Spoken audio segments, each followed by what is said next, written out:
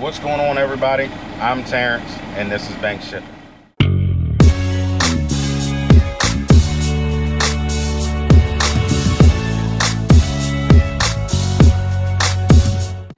All right, good morning, good morning. Well, it's not really morning time, it's more like lunchtime. It's 12:30. We are down here in Newport News. Had a 2-stop load today of insulation. The first drop went to Richmond, second drop went to Newport News. Just got done unloading that. Was trying to get in and out of here because they were calling for they're calling for a bad storm through here for the rest of the day. So I was trying to get in and out, and it didn't quite work. Got stuck in some traffic because there was an accident on 64 and a bunch of diesel fuel spilled, so they were cleaning that up. So they had one lane shut down. So that put me about an hour behind getting to Newport News. And then when I was on my way down to Richmond this morning to the first drop, I had a guy call me that I ran quite a few loads for, and he had asked me if I was going to be anywhere near Virginia Beach today, and I was like, well, it's your lucky day. As a matter of fact, I am. And he's got a load coming out of Virginia Beach going to Maryland. He said he had a Hotshot drop out on him, so I'm going to go pick that up. I mean, it's a Hotshot load, but I'm getting paid pretty good for it, so I'll take that little 5,000 pound load up to Maryland. Turn 2 for the day, don't mind if I do. Probably won't make it to the shipper because he said he had to call them and see if they could receive it today, or if they're not going to receive it till tomorrow. So once I give him a call back, let him know I'm on the way, we'll figure out whether we're going to drop it today or in the morning. And if we drop it in the morning, we'll probably go get another one of those containers since I'll be right up the road from Baltimore. So once we get to this our pickup, I'll get back with you. All right, guys, so we got down here to Virginia Beach just in the nick of time. The rain slowed down for us, just enough for us to get loaded. So this is what we have. Turn the camera around here so y'all can see. We got us a sign for a car dealership, and then all the accessories that go with the sign. It's the frame for it to stand on, and then a crate of accessories back there. They put these little I don't know if y'all can see them up there. I'm trying to get a good angle. These little metal pieces across the top. That way is you have a place to strap down on to where the sign won't crumble or break. So when I threw my strap, it's not exactly 4 inches or wider. So the strap got all bunched up in there. So what I ended up doing was using my 2-inch ratchet straps, tying them up like y'all know I tied them up. So it actually works out pretty good. Put some, cut up some corner boards and put them up in between there so it still doesn't cut my strap. So yeah, so instead of using the 4-inch winch, we're using our 2-inch ratchet straps, and that right there proves to you that it's always good to have multiple sizes of straps. I myself, I carry 4-inch and 2-inch. I carry about, I think I got like 24-inch winches, winch straps, and then I have 10 2-inch ratchet straps. So that way I'm covered across all bases, because you never know when you get something like that where it is, shipper specific for strapping. I made sure that I got it noted that it is shipper specific for only having one strap up here on this front, because by law you're supposed to have 2 on the front piece and 2 on the rear. So the rear I got 2 because it's just a crate, so it don't matter, but up here shipper specific, and it's noted on the BOL. So we're going to go ahead and head out of here because they're calling for they're calling for some hurricane like weather from this tropical storm coming up. So it's supposed to hit here. So I'm gonna try to get out of here before that happens. got enough drive time to get into the town where I drop this off, so they can't receive it till in the morning. So we're gonna go there, we're gonna spend the night. I'll see y'all in a little bit. All right guys, sorry it's a little noisy out here. Got a little 3-lane road out there, so might have some road noise, but we made it to our drop off. Actually had to go to a different spot because the shipper gave me the wrong address. You know, I always look at the BOL for the address, you know, because sometimes I've had it where the Raycon has one address and the BOL has a different address.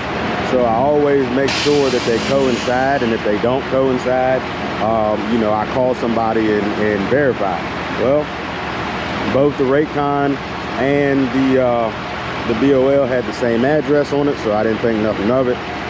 Left Virginia Beach, pouring down, raining. It rained the whole way, set in a bunch of traffic because of accidents and things like that. 95 at one point was completely shut down. Sat there for about an hour. So got to the town where I was supposed to drop in, shut her down, spent the night, got up this morning, went to the drop-off where the address was for the BOL. In turn, come find out, it was actually the old dealership. And now this is the new dealership, which is about 20 minutes up the road. So I had to call, get that all squared away. But we made it. They just got me unloaded.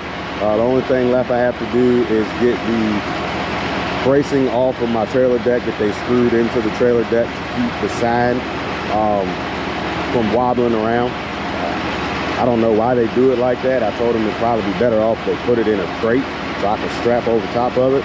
You know, as you guys saw yesterday where I said it only had one point for a strap. So I would rather have, you know, if it was me doing it, I would rather have a crate around it so that I could put at least 2 straps on there and then not have to screw or nail into my deck. So we're going to go ahead and get that out, and then we're going to head out of here. I'll get back with y'all in a little bit. Okay, so because I got the wrong address at the previous drop-off, and by the time they got me unloaded, I didn't have enough time to run a container like I wanted to, because I got a call about a expedited load. It's really not expedited because it doesn't go until Monday, but they needed it loaded right now so that it could be there first thing Monday morning. So that particular receiver closes at 4:30. It's a customer of mine that I actually haven't ran at all since I've been in this setup. You know, so when I got there, everybody's like, where you been? You know, we missed you. I was like, I haven't gotten a call.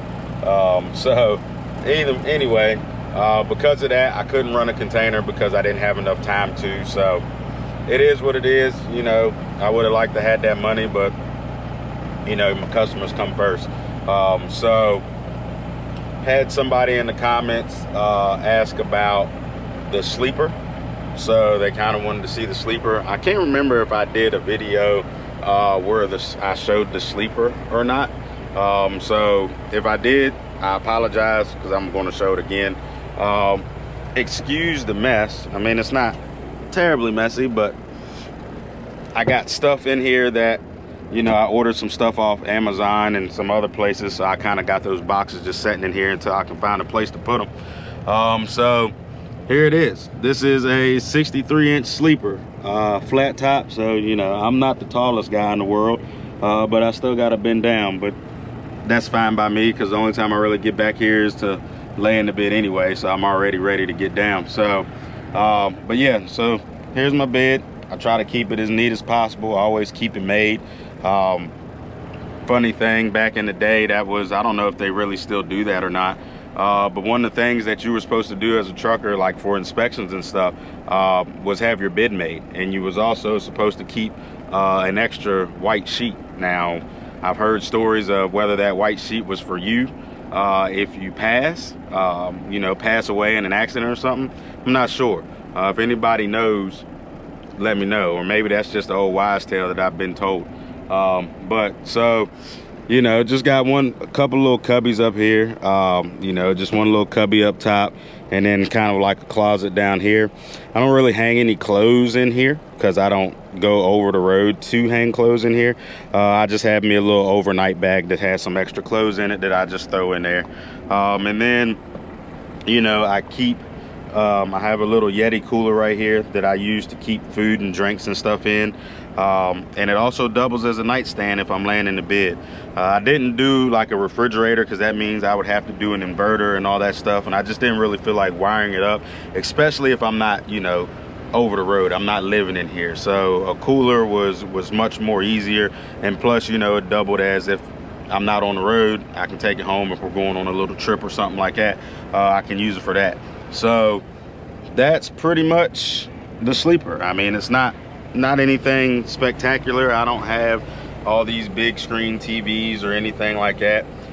You know, I have an iPad that I pretty much just prop up on that cooler.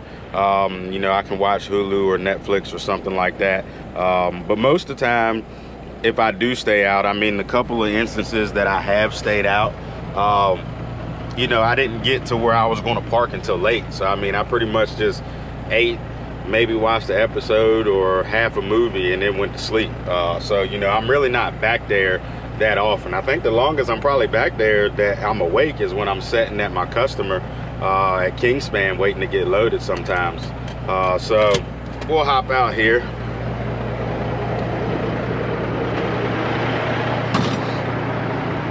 So as you guys can see, I got a lot of trailer, but this is my load. So it is 11 feet long, and it's 1,500 pounds. It's just some flat panels of metal and some trim and some accessories. Nothing heavy. This is something that if you guys watch the channel for a while, when I was in my pickup, this is something that I did all the time. You know, I took these little loads from this one particular customer. So, you know, when they called, they asked me if I could do it, and I was like, you know, I have a 53-foot step deck now, you know, and if you guys are going to pay for the truck, you know, I'll take it. Just because, you know, being delivered Monday morning at 8 o'clock in the morning, I looked on the load board and, you know, called some contacts and stuff, and nobody had anything going to this area. So, you know, I told them that. I was up front, was like, hey, there's nothing else in this area that I can pick up today and get it delivered, you know, to parcel it out. So I'm going to have to dedicate it. So they, you know, were okay with dedicating it. So they paid for the full truck. Now, some people may say, well, you can still put a partial on here. You know, I could if I wanted to, because this particular customer, even though they paid for the whole truck because they need it down there, even though they paid for the whole truck, they don't mind if I put something else with it. Now, there has been times where I've picked up from this place where the receiver has specified that they don't want anything else on the trailer. So, you know, when the receiver specifies that they want it dedicated, they don't want anything else on the trailer, especially with a drop off first thing in the morning, I'm not the type that's going to put something on there. You know, I'm not going to do the receiver or my customer like that, have any bad blood or anything like that. Now, you know, if other people do it, I know plenty of other people do it. That's their business. That's just not me.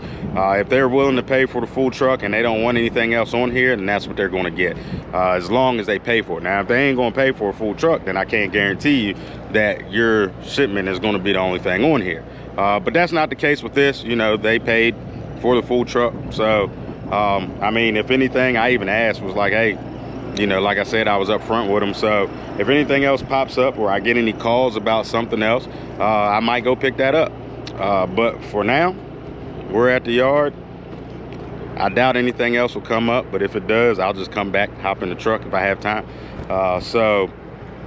But we're going to go ahead and get out of here. Oh, well, before I go, one other person asked about the truck. You know, you can either go look at one of my videos where I talk about the truck, or I can tell you real quick. It is an 86 Peterbilt 359. It has a 3406 B model cat set at 425. paired with a Eaton Fuller 13-speed transmission. Currently have a 390 rear. Soon that will be changed to a 355, just so I can get some better fuel mileage and get better, easier to get highway speeds out of it. And that's about it when it comes to the truck. You know, it's a workhorse. She's older. I run paper logs. It's got a 20,000 pound rear, so that means I am allotted 12 on the steer, 20 on the rear, and I have a 40,000 gross trailer. So I have my truck tagged at 72,000. There are a lot of people with single axles that may tag them at 56,000 or whatever, but I tagged that at 72,000 because if I ever get rid of this step deck and keep this truck a single axle, and I go and get a regular step deck, you know, for a semi that has a true 10-2 spread, then I can actually put 40,000 on that deck. So if I had registered or tagged it at 56 or so, I would have to re-register it because I wouldn't be able to put 40,000 on the deck and be legal. Now, with that being said, if I do ever go away from the Diamond C step deck, which it's no time soon, because I'm in love with this trailer. It's done everything I've asked it to. So I don't see myself getting rid of this anytime soon.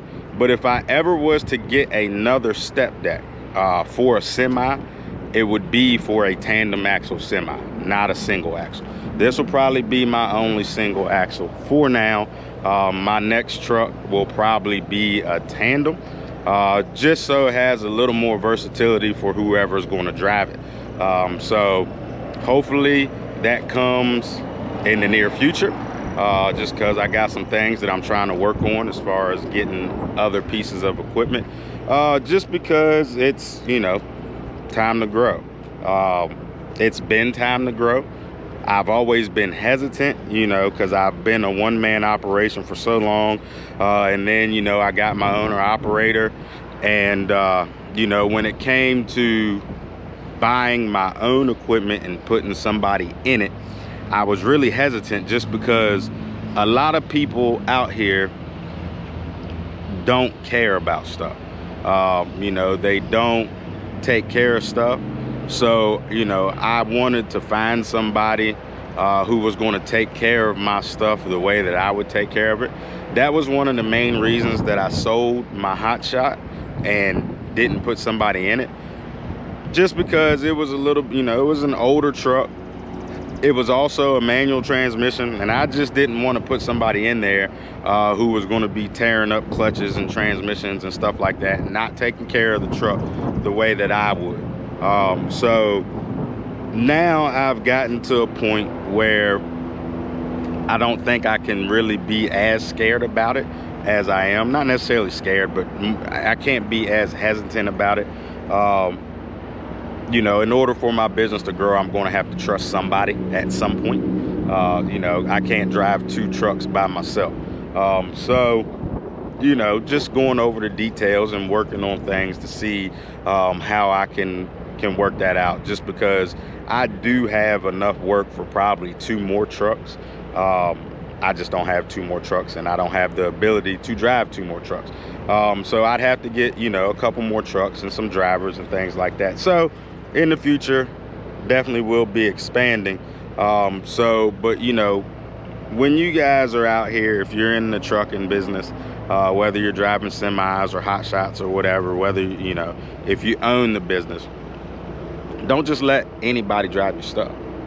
You know, a lot of people think that the more trucks you have, the more money you have. Well, the more trucks you have, the more problems you have, and then you have way more problems that can be elevated because you are just hiring anybody and they don't take care of your equipment. And then at the end of the day, that can end up hurting your business more than it helps it. You know, so like I said, I've been in business for a little over 5 years, and it's taken me this long to actually think to myself, okay, I need to find somebody so that I can get another truck on the road. Some people go out and they buy 3 or 4 trucks right off the gate, or they put 2 or 3 trucks on the road within the first year, which is fine and dandy. That works for some people. Some people it does not. They end up folding, they end up closing their doors because they can't keep track of the maintenance. You know, things are getting too expensive. Now some stuff is just because of the vehicles. You know, breakdowns do happen, but a lot of it can be the driver. You know, you hear the horror stories of, you know, the driver getting mad and leaving the vehicle, you know, leaving the equipment somewhere parked, and he just quits. Now you got to figure out how you're going to get it, you know. So it's a lot to think about when you're hiring a driver, you know, or thinking about adding to your fleet. Because when you add to your fleet, you got to have a driver. And a driver is a big part of whether that second truck or third truck or fourth truck is going to be successful or it's going to fail.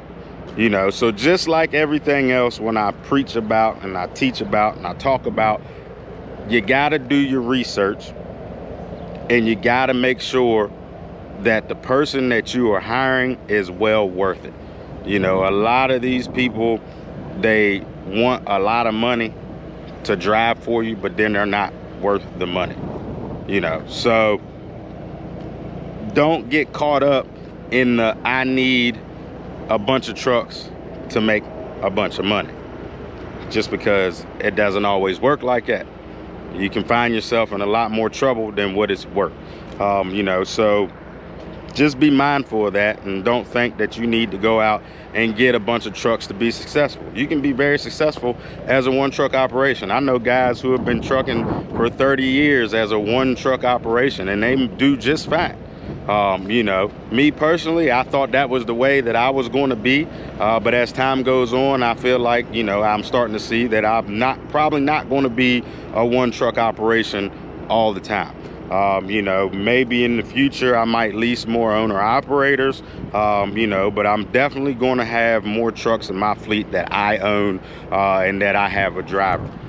So not right now, but soon. As soon as I get all the details worked out. You guys know I'm not somebody who just jumps into something just because I think it's right. You know, I do my research, you know, and I've actually been doing my research on this second truck for a while. You know, it's a lot that goes into it. You know, you got to think about your driver, and are you going to offer benefits and things like that. You know, so it's a lot to go into it other than just putting somebody in the seat. So, you know, if you guys are thinking about getting a driver where you have your own equipment and they're driving for you, you know, think long and hard. Don't rush into it. You know, and if you're looking at going the other route and leasing owner operators, that can be better, but it also can be a headache. Also, it can be a headache too. You know, you got to realize that when you have an owner operator, they may not be driving your equipment. They're driving their own equipment, but they're still representing your company. They're still representing your business, what you stand for. So if that person is not worth it, they can ruin your whole business. You know, I tell people all the time, you know, I got one owner operator, and he'll tell you, if you was to ask him, you know, I told him no when he first asked about leasing on. I told him not right. I didn't say no, but I said not right now. I said, I want to see you work. You know, I knew him mutually through somebody else, you know, and I had seen him working and his work ethic, but I told him I wanted to watch him a little more closely before I decided to bring him on. So I actually watched him pretty close on the things he was doing for a year after he proposed being an owner operator. And after that year, I was like, you know what, this guy's worth it. And then I bought him on the team. You know, but I didn't just rush into it because all I saw was dollar signs. Because I'll be completely honest with you guys, when you have an owner operator, the percentage that you take from an owner operator is nowhere near worth it if they go out and mess something up. The percentage that you get off of an owner operator is not worth if they go out, hit somebody, do the negligence and kill them. It's not worth it. It's going to shut your business down. You know, if they go out and do something stupid, or if they go out and they just don't care and they got their loads half strapped and they lose a load, or they're you know, they're ignorant to a lot of things, or they they're not polite. You know, they go into shippers and receivers and have an attitude, or they don't dress properly, you know, wearing flip-flops at a equipment rental place or something like that. You know, those things can make you lose customers. Those things can ultimately make you lose your business, all because you put faith or trust in somebody else. So when you're putting trust in somebody else, you really got to think long and hard about it, okay? So I'm not going to preach on that too much. You know, I said what I had to say. You know, I know you guys probably get tired of me rambling sometimes. I might not be as entertaining as some of these other guys, but I can be entertaining. I just feel like I don't need to entertain right now, because I'm trying to help you guys out when you're in this business, trying to help your business succeed. So hopefully everybody has a great weekend. I myself am going to try to have a great weekend, because my birthday is on Sunday. So probably not going to do nothing. I'll probably just sit at home, but that's better than sitting in the truck. Most days, most of my birthdays, I'm sitting in the truck. So I'm going to enjoy the weather. It's supposed to be a nice weekend, you know, weather-wise. So I might cook out or something like that and have me a couple cold ones and enjoy the birthday. I'm getting old. So with that being said, like the back of the truck says,